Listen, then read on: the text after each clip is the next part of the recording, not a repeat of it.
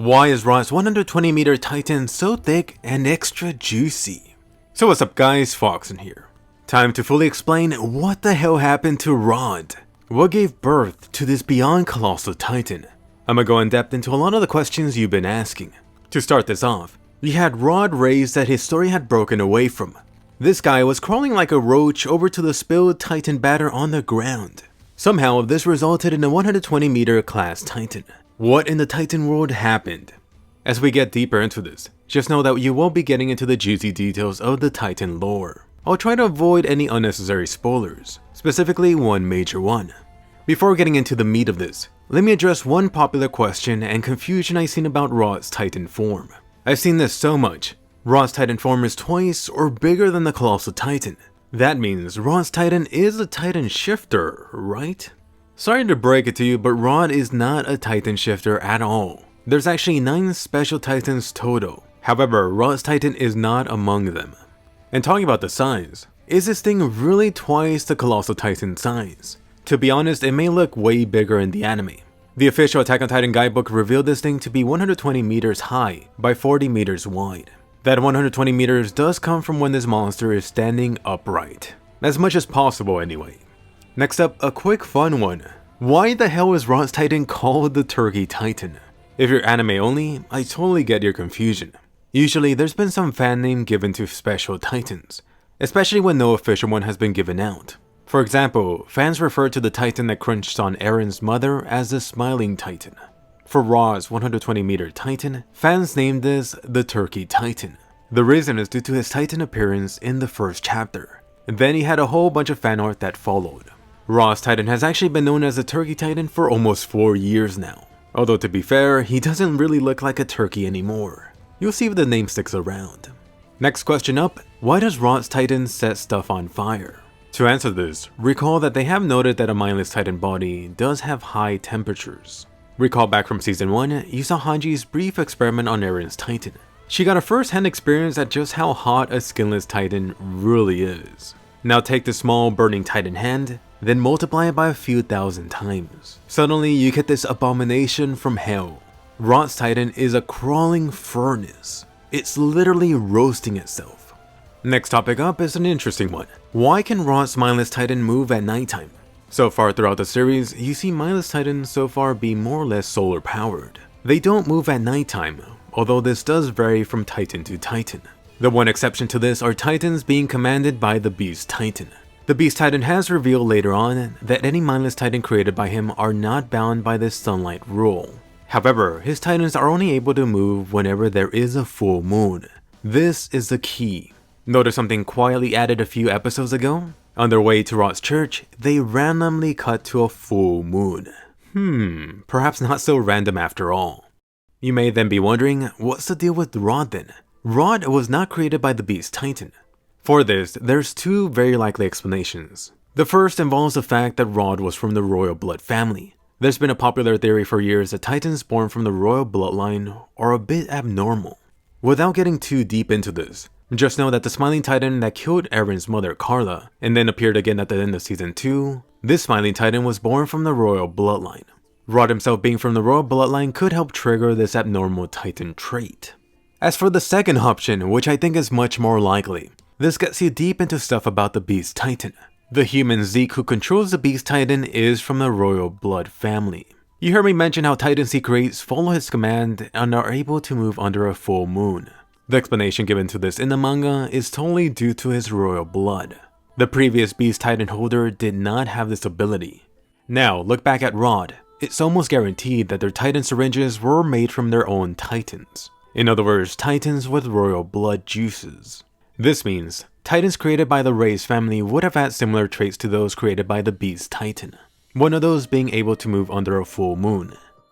Next up, time for the main course. How did this beyond colossal Titan even become a thing? For this, I had to bring up the current popular explanation. Oh, this monster came about because Rod licked it instead of injecting it. That's the reason he turned into this 120-meter Titan instead of a normal 5 to 10 mindless Titan. Let's think about this for a moment. So you're telling me if you slurp up some Titan juices, then you magically become this Titan that's 10 times the normal size. Take into account that you get fear of this liquid via this tongue action. Some things about this just do not add up. Not for me anyway, and I'm sure a lot of you could feel that something is off here too. An extension to this is the huge thing a lot of you are wondering. Rod claimed that he shouldn't be allowed to become a Titan. In other words, Rod knew that he would become this Titan monstrosity. Alright, so time to tear this apart. Here's the reality. Rod was a freaking coward. Instead of inheriting the founding Titan for himself, Rod was willing to sacrifice his children instead. You may be wondering why. This goes deeper into the secret regarding the Titan shifters. There's a little something called the Curse of Ymir that affects every Titan holder. Why do the powers need to be passed down so frequently? This is due to this curse. The key important part is that anyone that becomes a Titan shifter will die 13 years after inheriting the power. And just to be clear, Rod didn't know about this 13-year curse restriction, since their whole Titan transfer ritual took place every 13 years. Notice how conveniently he left this part out when talking to Historia. So why did Rod not want to take the power? His ass didn't want to die a decade or so later. And to be honest, I can't blame him too much. On top of this, Isayama has given more insight about this. In the past Attack on Titan Answer Guidebook, a question regarding Rod race came up. Isayama claimed that Rod thought that his mission on Earth, as a human, was to have more royal blood kids. Well, Rod did get around, so I guess he stayed true to his name. Anyway, for an actual explanation to the 120-meter size, this is going into the Attack on Titan theory territory. I've actually had a theory for this for a long time. To explain what exactly happened to Rod, there's a whole lot of factors that come into play here. First off, let's examine the Titan syringe that Rod picked out for Historia. This was actually something that got cut out from the anime. The Titan potion bottle actually has some writings in the manga. This translated into Saikyo no Kyojin, which means the strongest Titan in Japanese. Just know that there have been other Titan syringes in the manga so far. The other has translated into normal Titan. Keep this in mind. So far, no surprises here. Rod did claim he chose the Titan for Historia most suited for battle or fighting. This is another key. Fast forward later, you suddenly get this big ass Titan twice the size of the Colossal Titan. Let's think about this. Which mindless Titan is the strongest and would be most suited for battle? Oh, and it has to be huge, too. You might have thought of it. Bingo. The strongest Titan that Rod was actually referring to is the Colossal Titan. Perhaps you may not be convinced, but there is a mountain of evidence. Now that Rod's Colossal Titan has appeared in the anime, you can actually see his Titan mid-transformation. The first key trait to notice is the red skin color. Which other Titan has this red color? There's really only ever been one, which is the infamous Colossal Titan. If you ever looked at a Titan in mid-transformation, for example young Eren's Titan, this thing clearly still has skin and a normal skin color. It's not red. A second key thing to notice about Rod's mid-transformation is his Titan lacking anything here. Rod was getting up there in age, although I highly doubt that was the toupee he was sporting. Every other mindless Titan has kept their old hairstyle from their human form. Once again, if you look at Eren mid-transformation, his hair is kept in place. Now look back at Rod mid-transformation, suddenly completely bald. I'm sure you noticed this trait from the Colossal Titans. You can be sure that the wall Colossal Titans are also hairless. It may be hard to tell from the ones sticking out from the wall. However, each reference in the manga about the Colossal Titan stampede always shows them looking like the OG Colossal Titan from episode 1. Next up, Colossal trait number 3, which is those glowing Titan markings on the huge long rod. Doesn't that look familiar? It's actually harder to tell from the original Colossal Titan from season 1 since that thing was hand-drawn. However, compare this to the CG Colossal Titan from season 2. Bingo, you got a perfect match. You could bet you'll see something similar to the CG Rod Titan done for the Colossal Titan later in season 3. Colossal key trait number 4. Notice how Rod's Titan sets everything ablaze just by being near it. This is actually something unique to the Colossal Titan that'll show up later in season 3. First Colossal Titan was making things lit simply by walking next to them. Colossal key number 5. Keep in mind that the walls are filled with millions of these, so there's clearly a way to mass produce mindless versions of these. The creator of the Colossal Titans and the walls was originally the Reiss family. No surprise at all that they would have leftover Colossal Titan syringes. However, you might then be wondering, does this all reduce how special the Colossal Titan shifter is? To be fair, the Colossal Titan is still quite powerful. Later on in the manga, the Colossal Titan is actually referred to as the God of Destruction. Mindless Colossal Titans cannot nuke the area like the Colossal Titan Shifter is able to. You could also look at it in a different way. Just take a look at Eren's Titan, the Jaw's Titan, and Annie's Titan. Are these Titans really that much more different than similar-sized mindless Titans? Without their certain special abilities like crystals or claws or the jaws, they're basically on the same level as mindless Titans, give or take. Recall back how Eren's Titan and the Jaw's Titan almost got killed by a mindless Titan multiple times too. I see this being similar to the Colossal Titan. Picture the Colossal Titan Shifter versus a perhaps weaker wall one. You could bet that the Colossal Titan Shifter wins. But how about the Colossal Titan Shifter versus 2, 3, or more? Without calling on the nuke, I'm not too sure about that. Anyway, I think at this point, it is a confirmation that the strongest Titan that Rod was referring to was a Colossal Titan. The question you might be asking now is, how the hell did that Colossal Titan become that monstrosity? Now you're getting into the actual Titan theory.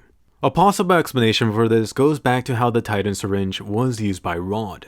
In the past, you have seen Eren, Historia, and Frieda become Titans via this arm injection. In Ymir's flashback, they also showed her getting injected in the back or neck area. Rod, on the other hand, quickly slurped up some Titan batter, then boom, instant Titan, and double the size of the Colossal Titan at that. I do think this weird way he intook it caused it, but it wasn't everything. Rod's Colossal Titan was mutated and deformed. I actually think it could be due to Rod stopping mid-Titan transformation, and then you got this sudden blowback that occurred. If you look back at Grisha's Titan transformation, mid-transformation, it looks pretty similar to the ribcage area you later see on Rod's Titan when he's standing on the wall. I know you could argue that Rod's Titan's stomach looks like this just due to itself being dragged on the ground. However, I really think that Isayama made this shot like this on purpose. Isayama is a master of the subtle details like this. Do also notice how Rod's Titan even has organs. This further fuels the theory that Rod's transformation got messed up. For whatever reason, the process stopped midway, producing this mess. The question now becomes, why did this Titan stop midway? Even if this wasn't the case entirely, why was this Colossal Titan so horribly mutated? This is where the Titan syringe could be a factor. Whether you injected yourself in the wrong spot, and took the Titan juices the wrong way just like how Rod did, or whether you took too much, not enough, or just had a bad batch. This is very likely a factor to producing a screwed up mutated Titan. However, there's even more things to consider. How about whether the human was from the Royal Blood family? Surely this would affect the resulting Titan in some way. There was that popular theory from earlier that I mentioned about Royal Blood humans producing abnormal Titans. And how about the physical state of the person? Just before Ra's Titanization, his lovely daughter Historia broke Papa's back. The resulting Titan just happened to not be able to walk on 2 legs. Coincidence? Perhaps. Even if you ignore Ra's back problems, Manga Rod actually had his hand sliced up thanks to Kenny, which he had over the Titan juices before his transformation. This goes back to the idea of taking the Titan liquids incorrectly. And talking about physical state, how about a person's mental state? This is a theory I touched on before, about how a person's final thoughts influence the resulting Titan. This is pretty similar to how Eren needed a go for his Titan transformations. So what exactly is the reason? Since Isayama hasn't revealed all the Titan mysteries, for now you could only be sure that it's a mixture of all of the above. Anyway, back to Ra's mutated Titan. Consider the case that Rod used a normal Titan syringe on himself. Without any issues, he would have become a normal Titan up to 15 meters.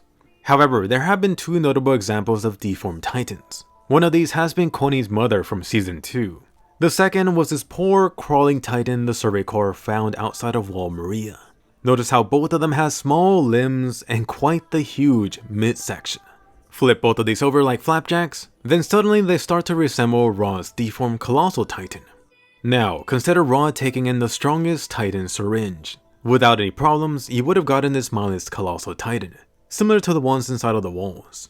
Unfortunately for Rod, the result ended up being something similar to the other 2 deformed mindless Titans, only in Jumbo Colossal Titan form. You may now be wondering, why the hell did Rod want Historia to become a Colossal Titan? At this point in the story, the founding Titan had been stolen by some mysterious man from beyond the walls. The warriors were also breaking down each of their walls. The timeline between the Colossal Titan busting down Wall Rose's gate up until now has only been a couple weeks at most. Rod was sweating fricking bullets. He had to do something. Combine this with how ignorant Rod truly was about the Titans and just their world overall. Think about all the things that Rod told Historia. If you're a manga reader, you know how much Rod did not know. You as a manga reader know more than Rod ever did. You even heard Kenny drop a line about how Rod didn't know crap about the Titans. I really don't think this was Isayama randomly throwing it in either. Alright, so let's piece everything together. Why did Rod become this Colossal Titan mutation? A desperate Rod was overjoyed that he finally got the founding Titan back. The cherry on top was that he still had one royal blood child to sacrifice. His ass didn't have to do the honors himself. After Rod heard about the rebellion within Walsina, combined with the warriors' latest attack only a few weeks ago, he started getting super worried. Why not use the strongest Titan on Historia to teach them a lesson? Rod's Titan ignorance meant he had no idea that the strongest Titan was actually a huge 60-meter class Titan, one that you wouldn't suddenly want appearing in this crystal cave. However, after Historia rejected him, Rod was the desperatest he ever been in his life. Rod was about to be killed or captured by Eren's Titan, Kenny's dagger, Historia's body slam, or the incoming Survey Corps. Or worse, Rod would have been strapped into the one-way ticket into Zacharias' gift to humanity. This is why Rod's tongue action kicked in. Unfortunately, due to this strange combination of various factors, Rod didn't become a Colossal Titan, but this deformed, mutated Colossal Titan instead. So thanks, Rod. Now the Survey Corps have more of a mess to clear up. But hey, that's an Attack on Titan theory. A Titan theory.